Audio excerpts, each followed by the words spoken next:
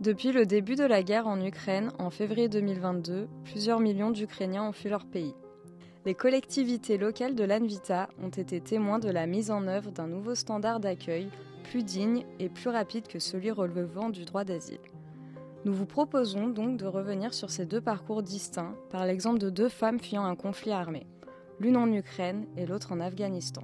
Grâce à la directive européenne de la protection temporaire, les personnes fuyant l'Ukraine ont pu choisir leur pays d'installation. 100 000 Ukrainiens ont ainsi trouvé refuge en France en 2022. Mais la grande majorité des personnes recherchant une protection, comme les demandeurs d'asile afghans, ne choisissent pas leur pays d'installation. En 2022, ce sont 17 000 Afghans qui sont arrivés en France.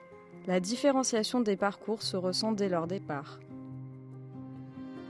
L'arrivée des réfugiés ukrainiens a été fortement facilitée par l'autorisation de traverser les pays européens jusqu'au pays de destination, le passeport faisant office de visa. A contrario, beaucoup de personnes sont sans possibilité d'obtenir un visa pour arriver de manière légale et sont contraintes de traverser clandestinement de nombreux pays, ce qui les met en danger. L'accueil en France des personnes fuyant le conflit ukrainien a donné lieu à une grande mobilisation nationale de concert entre États, collectivités, associations et citoyens.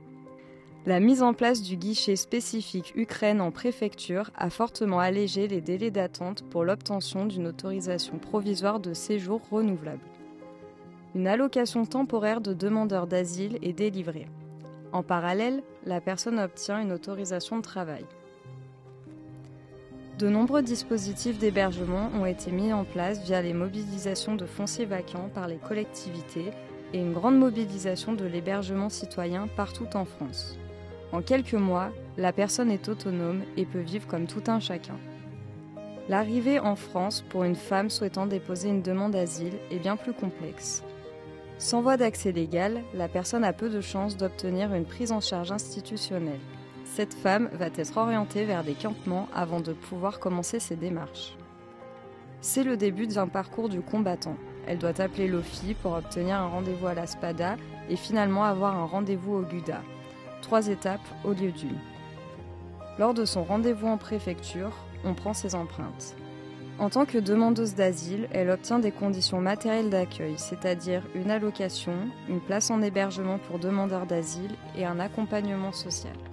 Si ces empreintes ont été enregistrées dans un autre pays, la France pourra se dessaisir de sa demande d'asile. Elle devient alors dublinée en référence au règlement européen Dublin. Quand on est dubliné, la France impose un choix impossible entre un renvoi hors du pays et un blocage administratif pouvant durer jusqu'à 18 mois. Durant ce laps de temps, la personne perd ses droits. Beaucoup de dublinés sont ainsi condamnés à une vie extrêmement précaire. Au bout de 18 mois, elle peut déposer une nouvelle demande d'asile auprès de l'OFPRA. Au terme de ce long parcours de plusieurs mois, voire d'années, elle obtient le statut de réfugiée, une carte de résidence de 10 ans et l'ensemble de ses droits lui sont ouverts. Ces deux femmes, bien que contraintes de quitter leur pays pour les mêmes raisons, n'auront pas du tout reçu le même accueil.